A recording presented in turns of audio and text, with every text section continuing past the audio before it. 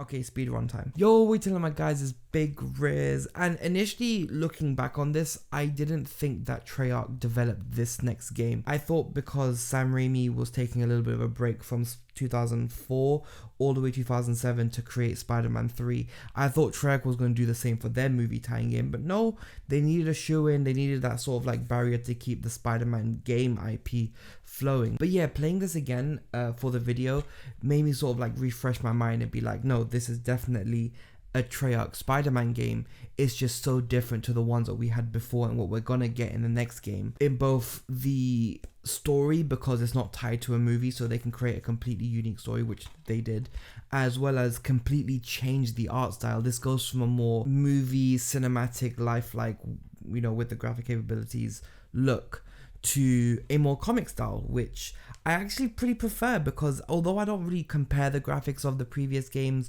to today because of the technology, but I feel like with the cell shading and the bright vibrant colors, you kind of don't miss out on the lack of detail when it comes to those extra textures. And out of all the games that I've played so far, this is the one that has aged the best graphically. There is still tearing, there is still popping, but you can kind of bring that down to like, oh, a comic wouldn't have extremely detailed backgrounds, or like even an old cartoon. And the comic style is shown off even more in the cutscenes because it has those narration boxes, even sometimes speech bubbles, and each mission, like in the first Spider-Man game all the way from the PS1, each level starts off with a comic cover, which I thought was a nice touch. Now in terms of the traversal and the combat from the previous games, not much has changed, but there are some alterations and things to make things a lot smoother. For one, swinging is a lot easier. They've gone away with the normal and easy swing style, and the way you swing is just by holding R2 to shoot out a web line and letting go to let go of the web line. You can't even jump off a web line anymore, and I don't know how I felt about this because it did kind of make the swinging seem slower, but you can still boost from the swing and jump after you've let go of the web line to give yourself that extra boost. And what I mean by swinging is easier, I mean there is no way to really hit the ground whilst you're swinging. It kind of guides you away from buildings and keeps you above the ground to make clean swinging a lot more doable. And just like before, the webs still stick to buildings, and when you let go, you'll still see strands hanging from the swing points. One of my biggest criticisms from the last game was that it was very hard to gain elevation through the swinging. Yeah, you can jump at the end of the pendulum, but if you're in a more of a tighter area, it was really hard to really get up and like really like gain some height while swinging.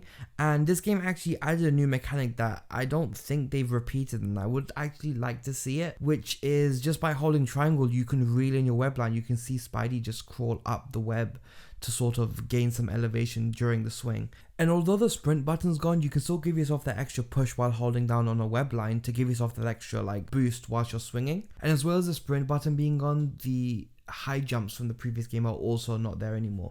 Instead, the jumping is just relative to how long you've held X for, but it's nowhere near as high as in the previous game. But they did add a double jump feature, which gives you some extra elevation as you're jumping. And he did kind of make a joke about it, how it breaks the laws of physics. Jump and then jump again. Sure, it breaks the laws of physics, but so do most things I do. Another thing that they got rid of was the air tricks that was triggered by pressing the X button.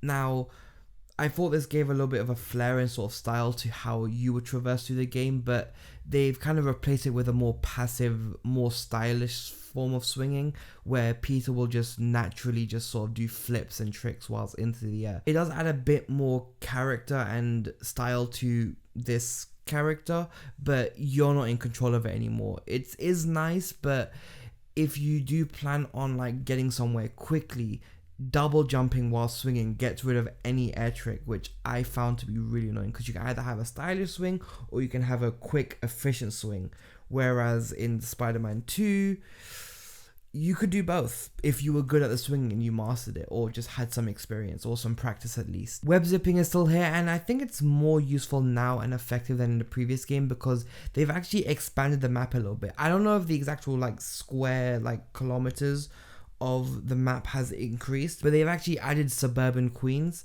and because their buildings are not as high as in Manhattan, web zipping around is actually of use here than it is in Manhattan. There's no way to buy like swing speed anymore or more combos. You actually do this by doing the side quests, and one of them includes races which are hosted by Johnny Storm. My My camera had to cool down, so I thought I'd take like a couple hour nap, return into an 8-hour sleep. Okay, so let's talk about the combat. Do you remember that iconic, legendary, game-changing combat style from Spider-Man 2 that I said paved the way for games like Assassin's Creed and the Arkham games to even exist? Yeah, it's gone. It's gone. They have brought back the dedicated kick button, which allows you to then combat moves a bit better, but because you can't buy combo moves, you're stuck with the same 3 to 4 to 5 hit combo. The Spidey sense doesn't just flash up for any form of attack anymore. It's literally just for like if people are shooting at you or any sort of like dangerous attack, like I don't know, Venom's tendril coming out, in which case you're just supposed to press X and just jump out of the way. They completely took out all the creativity out of it. They have added ways to be a bit more creative and fun with the combos a little bit, without actually having combos. For one, if you push against a wall, you can bounce off the wall and then punch or kick someone. Another way they made you a little bit creative is that you can hang people off of traffic poles, which you were able to do before, but you can't attack them anymore. Like, it's really hard because there's no aerial attacks. When you jump and press square, it just does a diving attack to attack people on the ground. And because Spider-Man doesn't kill, now every enemy that is downed, you have to web them up, otherwise they will get back up at full health. It doesn't really add much difficulty in my experience, like at all, because there's no difficulty slider, so everyone's playing at the same level. If you don't tie up someone in time, they will get up with full health. The only exception is if you throw someone off a building, in which case they're already dead, so you don't have to web them up anymore. Another way that they made the game a little bit more creative is with the boss battles. I'm going to be hating on boss battles because almost all of them are horrible. Not in this game. This game's a bit unique, but throughout the series. But they have added a bit more thinking to get the job done. Like with Shocker, all you have to do is web up his gloves and he just won't be able to attack you anymore, and that electric shock sort of gets him and knocks him out. Or like with Rhino, where you have to make him punch a cement block, which allows you to then use a wrecking ball to break open a part of his armor that allows you to attack him properly. But yeah, I mean, that's all I have to really say about combat. It's not very intricate or detailed. They kind of went for a more carefree, relaxed approach so that everyone can play. There's no skill curve. They do have combat tools, which is the only other locked in side mission other than the races, where you just have to go from point A to B to C to D and just knock out all the enemies there. It's not hard. The enemy variety also isn't, amazing. There is one case where like you see Shocker again and you just web him up again. It's simple. It's nothing. You just knock down the enemies, web him up, and you're good to go. But let's talk about the story. I didn't speak about the story in the last game because it really didn't do the movie or the Spider-Man 2 title justice, because Sam Raimi told this amazing story about how, doing good can come at a sacrifice, and how Peter's life gets crumbled before him because he's Spider-Man, and how his body and mind start to then reject these powers. They obviously can't do that in the game, because imagine if half the game you lose your powers because your body doesn't like being Spider-Man. But this game's actually really good in terms of the story. In fact, it's so good that it became canon to the Marvel Ultimate comic run, which, it's really good. It tells a story about Venom and Peter's relationship. Both of them are quite young in the Ultimate Universe, whereas before they're much older. Their parents worked together to develop the Venom symbiote to be a cure for cancer, but then, the American military decided to weaponize it. And it tells a story between like Peter's side and probably the most fun and unique part of this game, the Venom side, because you get to actually play as Venom. And straight away when you play as Venom, the way you play is completely different. Venom can't swing, he can climb up walls but by clawing up the walls, and he's much darker and way more ruthless. You don't have to web down enemies, you're killing them. In fact, the first thing he does in the first mission of Venom is eat a lady. Yes, he eats people because he constantly needs to feed himself in order to survive. Your health bar will constantly reduce until you start feeding on people. Enemies give you a little bit of health. Eating civilians, a lot of health. That's how like dark and demented that they wanted this Venom character to be. Oh, and do you remember the balloon kid from the last game, the one I said that I hated and cried really loudly? Yeah, the second thing you have to do in the game is eat him. Yes, you eat a kid. What was the age rating for this game? PG, parental guidance. He eats a child. And yeah, Venom's run in the game is really fun. You can throw vehicles like this motorbike, which belongs to Uh-oh. Yeah, he also has some of the most fun boss battles. Peter's usually just boss battling against Venom, but Venom goes up against Wolverine, Beetle, who's like an Iron Man guy.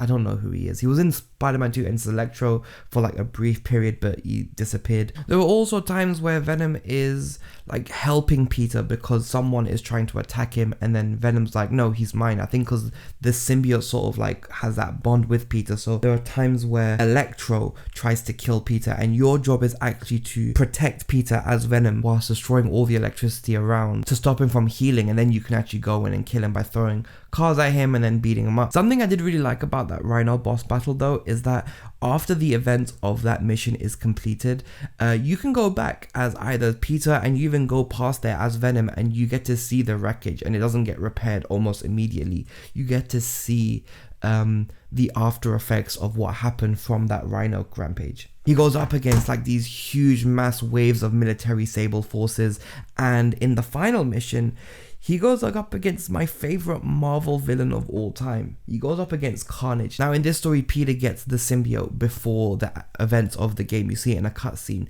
and that symbiote bonded to his blood before it went off to Eddie. In doing so, every time Peter gets close to Venom, that symbiote is sort of like triggering a response with him. Over time, at the end of the mission, Adrian Toomes, who's the Vulture, but in this case he's just a scientist because he has cancer and he wants to know why the Venom symbiote works the way it does, because he wants to cure his cancer, so it's canonically correct that this is the Vulture. Injects him with something and it turns that symbiote within him to become Carnage, which if you know about Carnage, then you know that the way Cletus Catesy got it was because Venom went into his bloodstream, which is why Carnage is so red. In this case, it's Peter and you are Venom fighting Peter. At the end, he ends up eating Carnage, and then he becomes a much stronger, much more menacing version of Venom, and he even gets the spider logo across his back and chest. So yeah, that was Ultimate Spider-Man. Like I said, I'm not going to go too deep into the story because I could be here forever going through each and every individual mission. I just want to give you sort of like a glimpse of the kind of missions that I personally enjoyed, and obviously the big ones where you get to play as Venom. But yeah, that was Ultimate Spider-Man. Where is it? That was Ultimate Spider-Man. One of my favorites in the series, mainly because of how unique it is with the comic style art form, and just how like fun and like uncaring it is, because it's not trying to go into like, you know, game changing mechanics or changing the way that this genre is now made. It's just a lot of fun. It's sort of like a filler between this one and then Spider-Man 3, which we're going to get into the next one. And yeah, I'm going to leave it at that because I don't want to make this video too long. I think it already is too long. But yeah, catch you guys in a bit. I didn't say that right. Catch you guys in a bit. Safe.